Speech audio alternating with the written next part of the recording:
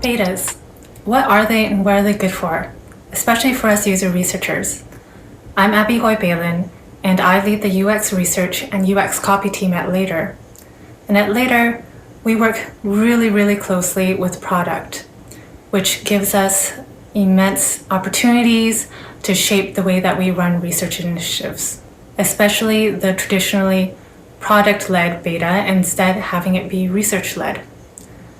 My team works really closely with the product owners, the UX and UI designers, and together there's this convergence that happens between all of us when we're trying to understand the user experience from an end-to-end perspective. Its value is immense from a strategic, tactical, and empathetic level because it informs not only how the feature is performing, but what else we could be building.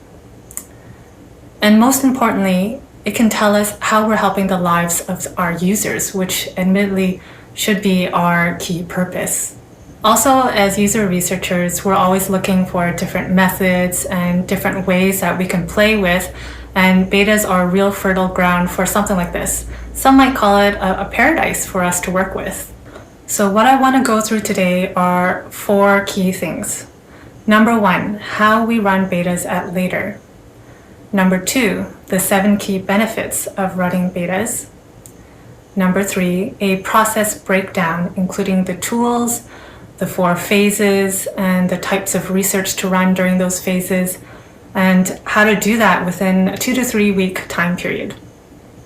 And number 4, how to take action in your organization. So what are betas? Let's take a step back.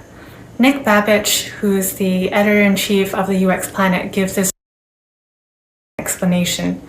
He says that beta testing is a type of user acceptance testing where the product team gives a nearly finished product to a group of target users to evaluate product performance in the real world. What he's saying is that in order to be ready for beta testing, you need to do 4 things. The first is that the product should be in a feature complete state, so it should be ready for full release and whatever is included as part of that. The product should be stable, so participants shouldn't have to deal with large bugs or any unexpected crashes. It's okay if it's still a little bit buggy, but just not too buggy. Test participants should also belong to the product's target audience. And also, test participants should complete real-world scenarios, so we won't be putting them in a lab setting at all. At a high level, I'm going to go through some of the key interactions, inputs, and outputs of our beta program at Later. I'll go through an example of something that we've run in the past around collecting user-generated content. So we first want to make sure that the feature is ready. Next, we want to send a targeted message to a segment of users within the app.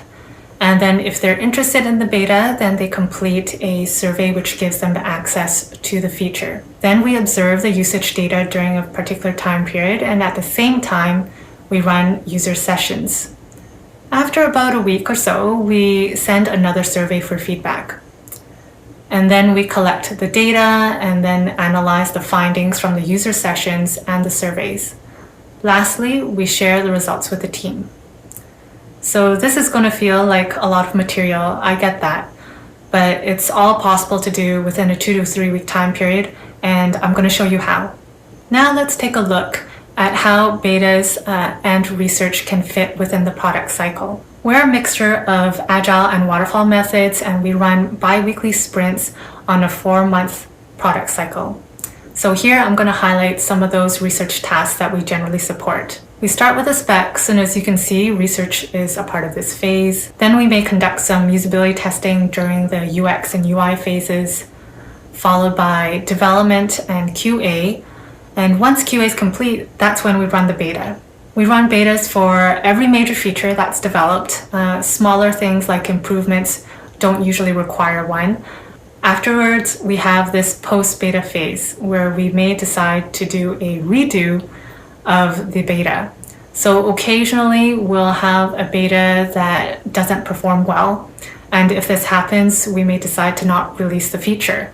Or users will like the feature's potential, but there's a number of issues that we have to reconcile.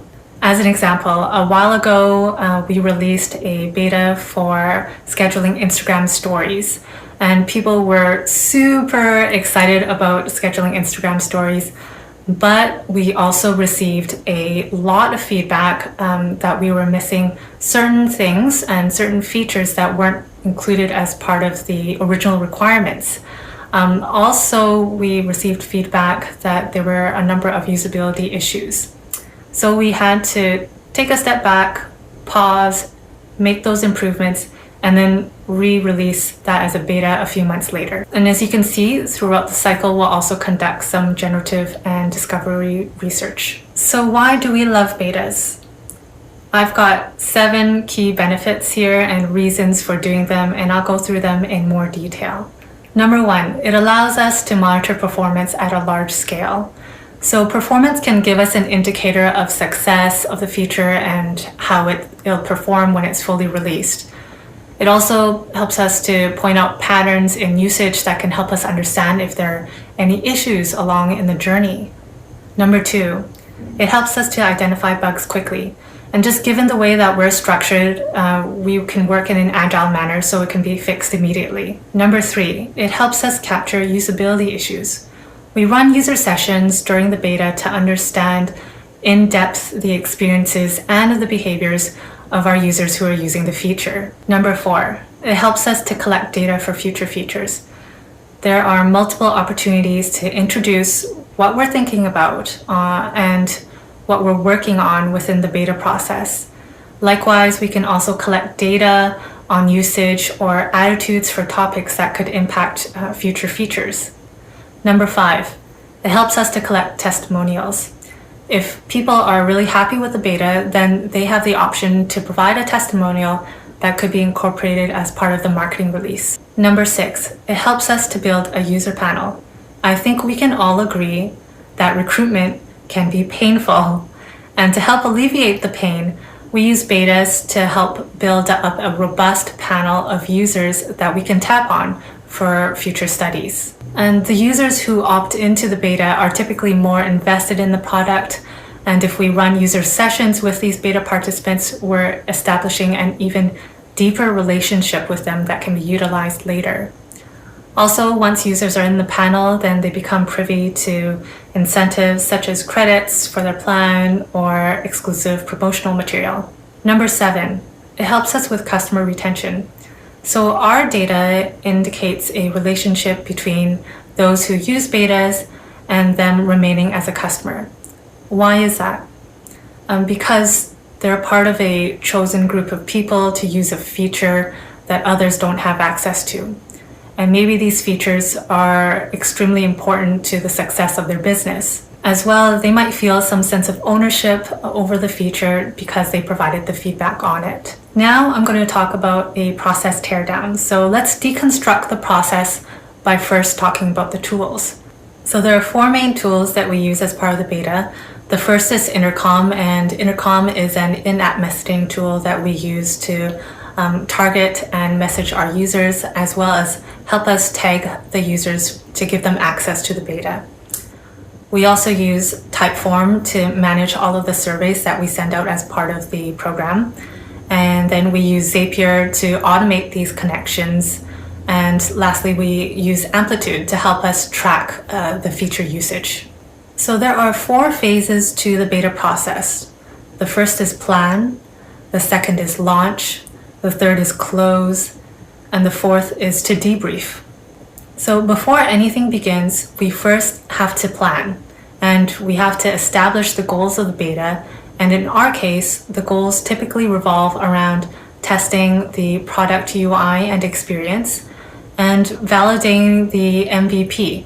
So we want to make sure that we've got the right feature sets that are built into the product. But who to target? Because betas aren't always for everybody. You need to know which audience the feature is targeting. And once you know who the audience is, then you can set up segmentation for who to target those messages and invitations to. So going back to our goal to validate the MVP, we want to solve a certain problem for certain users. So segmenting users is a way to get to that meaningful feedback. As an example, in our case, we segment who the intercom messages will target based on the user's activity. So if I've got an upcoming feature about collecting images from Instagram, I would make sure to target users who have an Instagram connection, who have scheduled at least 10 times to the platform, and who are on a certain paid plan. Perhaps they've used a similar feature in the past from us. And so once I get all of those things together, then I've created my segment. The plan phase is also a time to draft the opt-in survey, which users complete to get access to the beta. And we take a cross-functional approach to this to collect information that can help multiple areas of our business. So the first part of the survey revolves around profiling and current practices. We include profiling questions to help determine what types of features work well for different industries or business models. Then we ask questions to help us understand what their current practice is. These questions can include understanding the usage, workarounds, complexity of their process at a high level, or other tools that they could be using, any type of information that might be difficult to get. So as an example, say that you're looking to build some type of integration with another tool, but it's really important to know if your users are using a similar tool so that you can validate the value proposition of the integration. We use opt-in surveys to help also with the research recruitment. So as I said earlier, recruitment can be really painful. So here's a tip. Include a question in your opt-in survey asking the participant or asking your users if they would like to participate in future research. From a product perspective, we ask questions about features in the future that can help shape the requirements. So either through supplementing use cases or providing data for the product owners, it also provides insights into what V2 improvements we can make to the feature. And from a marketing perspective, we may want to gauge interest and validate ideas on what content to plan and what to write about. Okay, now we're into the launch phase. And in the launch phase, this is where all of the messages and the initial opt-in survey go live. And now we start to monitor the performance through the tool Amplitude to look at the data. So I'm going to go through another example of a beta that we ran last year, and it's called First Comment. And it allows users to add a separate first comment to their Instagram post. People can put anything into that first comment field, but it's really common for that field to include hashtags as a way of letting others search for posts related to a certain topic. And sometimes people will also use that same set of hashtags repeatedly for their posts. So very common hashtags that you might see in January or February is hashtag life goals or hashtag get fit. So these may be considered as secondary actions, and we have other existing features to support them. But why am I talking about these secondary features? Why does it matter? Why should we care? Because knowing the primary and secondary tasks of something will give you a more holistic story of usage and shape the data that you pull. We want to make sure that those secondary tasks are being used in concert with the primary task, and the data can tell us this at a larger scale. This can also identify gaps in the data that you're collecting. Maybe you find out that you're not tracking something that you should be tracking. So a key question to ask yourself when collecting the data is, what are the primary, secondary, and even tertiary tasks that you want to measure? What things downstream might be impacted? The other crucial activity within the launch phase are the user sessions. So we primarily conduct user sessions that have a generative and evaluative component to them. They run for only 30 minutes. Recruitment is scrappy, and we don't typically give our users monetary incentives. However, they can enter the user panel, and from there we can offer incentives for future studies. So inherently, there's a lot of intrinsic motivation at play here. As I mentioned earlier, the user sessions have a generative component to them. Generative questions give insight into their process and how your product fits or doesn't fit into the world, and highlights opportunities for those white spaces. So a general framework of questions that I like to follow is starting off with the profiling questions. Who are you? Tell me about your role. What's your company about? And then I'll move on to typical day questions and understanding what key tasks they focus on. And then I'll ask about their challenges and their goals. And really, it's an opportunity to understand their motivations and why they do things. From an evaluative standpoint, we always do usability testing as part of the beta feature. So we invite our UX and UI designers, our product owners, our UX writers, and developers to the sessions. And it's a great way for the team to build empathy and to also get a jump on any bugs that we might observe during those sessions. So here's a tip. Create a Slack channel where the observers can chat and discuss in real time during your sessions. During the user sessions, I also want to try to include usability testing of future features. And like I said, we all know how difficult it is to find and recruit participants. So I really wanted to make the most of this time that we had our users. And it's an opportunity for us to test future features early on in the design process.